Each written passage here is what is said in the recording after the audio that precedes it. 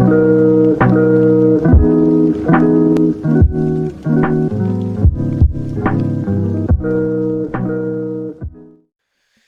guys, what is going on? RedMaster here, and welcome back to an episode of Cards and Castles TV commentary. I'm not going to bore you here with an intro. I'm just going to go ahead and get straight into the matches. So let's go ahead and do that and start off with match number 1.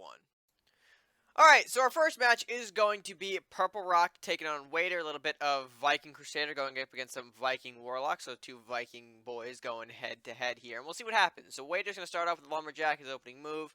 Nothing surprising. We'll see if the opponent responds the same way. Looks like he does. So two Lumberjacks out in the field. We're going to see if, I guess, both can go for draw. I think Wader has to go for draw. He's got nothing else to play.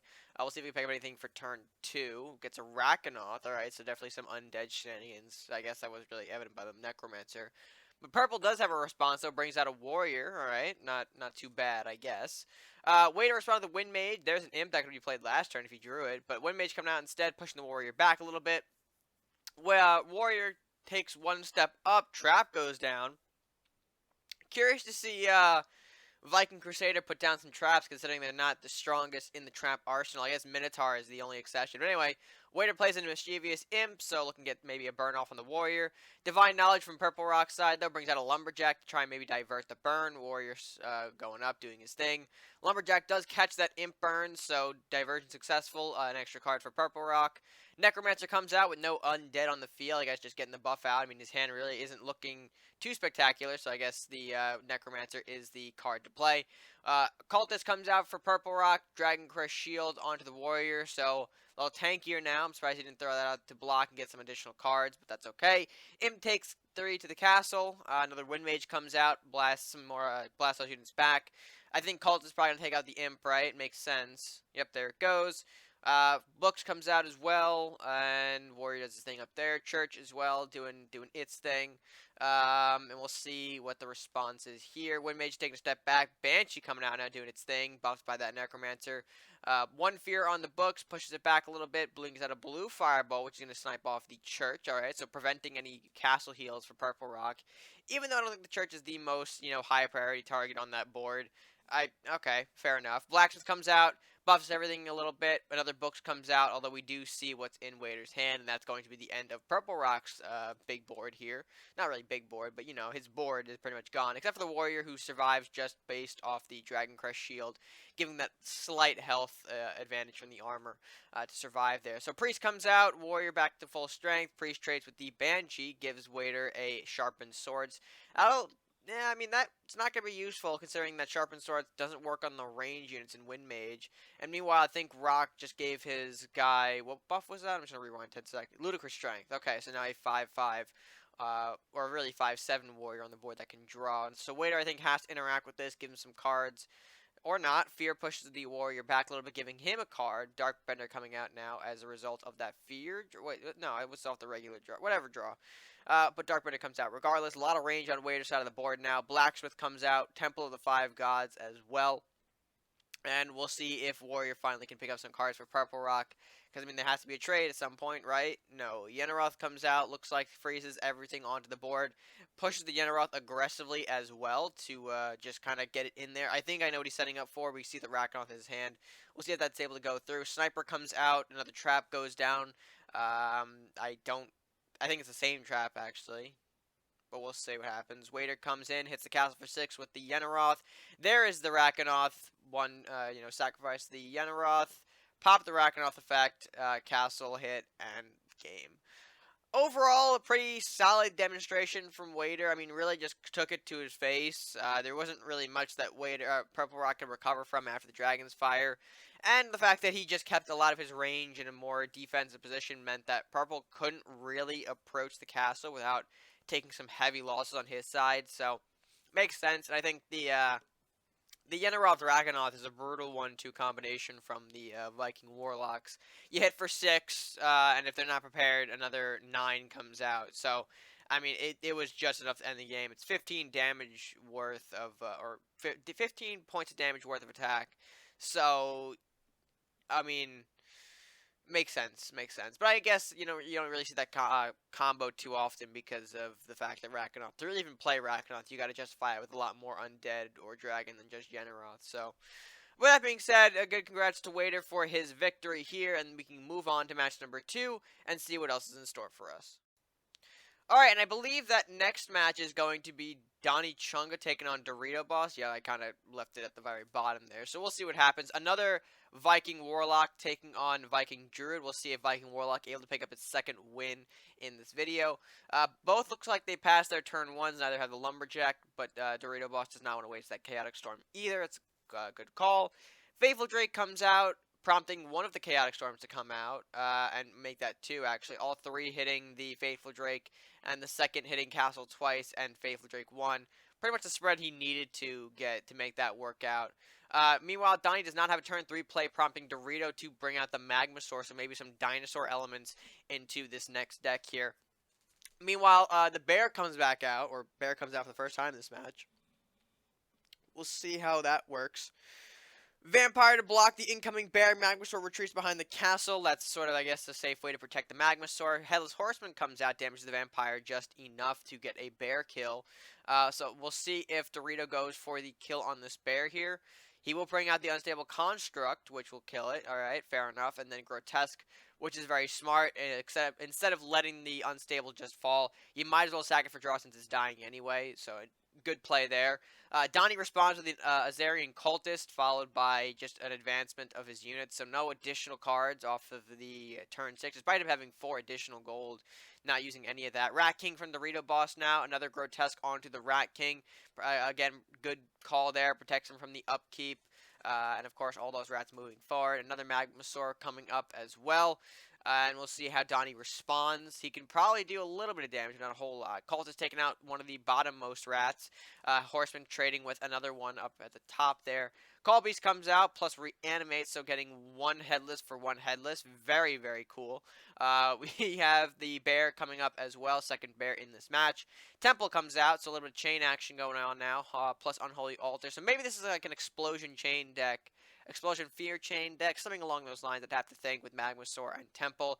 Pulverize of Donnie, though, not a card that we see at all come out into play now. Vortex comes out, pulls the rat forward to clear the way for Bear's Lightning Blade.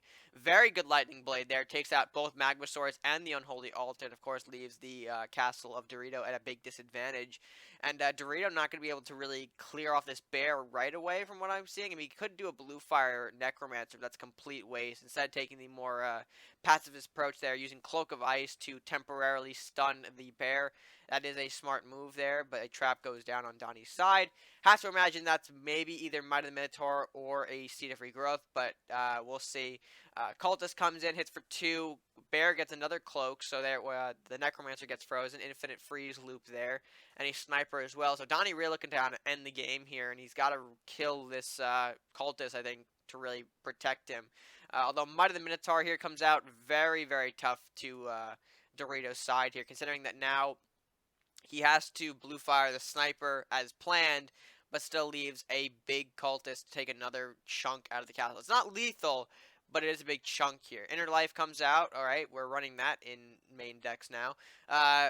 Cultist Centaur ends the game, and that's an unfortunate scenario for Dorito there. DonnyChunga does pick up the win, thanks to Might of the Minotaur protecting that Cultist at a very crucial time to pick off the last sort of big chunk of damage from the castle. I mean, maybe he would have been able to keep it going if he, lost both of them, but again, we weren't sure what I think Donnie's hand was looking like at this point. I think he actually exhausted most of his hand by that point, right?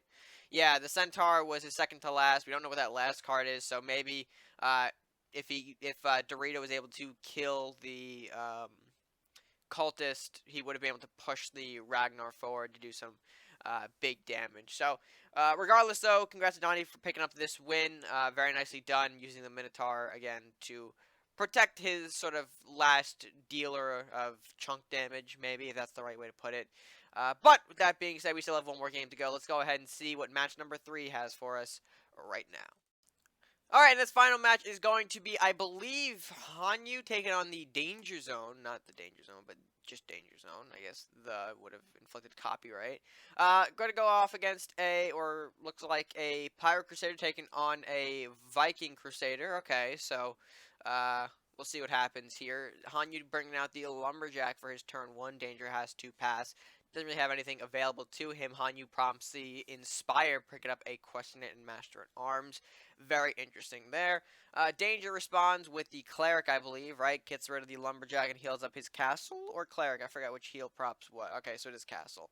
So basically negates that Lumberjack damage, which is the more unfortunate of the scenarios for Danger. I think you really want Cleric heal in the early stages, because now theoretically, this Question Knight could kill off the Cleric, and, not only the Question Knight survives, but no additional heal is given off. So you did want the Cleric heal in that scenario, but also throws out another Lumberjack on Hanyu's side. You do see the Mugging, which is a potential possibility, but instead it goes for the Tarius Files. I mean, I guess, okay, fair enough, blocks his castle. Meanwhile, Hanyu prompts the Courthouse, which is going to be a little bit troublesome for Danger, of course. All of his units picking up some judgment damage along with them. Meanwhile, Danger responds with Atarius, so trying to pick up some extra cards here. We'll see how well that goes. Meanwhile, Berserker and Hall of Winds.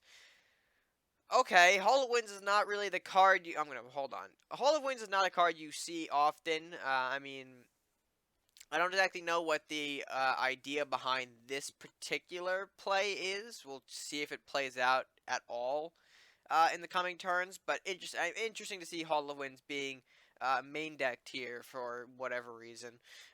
We'll see how Danger responds to the Hall of Winds. Obviously, the Cleric being put behind the castle, Priest being, played as well, everything moving up. So you got to kind of take into account that Hall of Winds is activating, so pushing the units back farther than you normally would to put them in the proper place.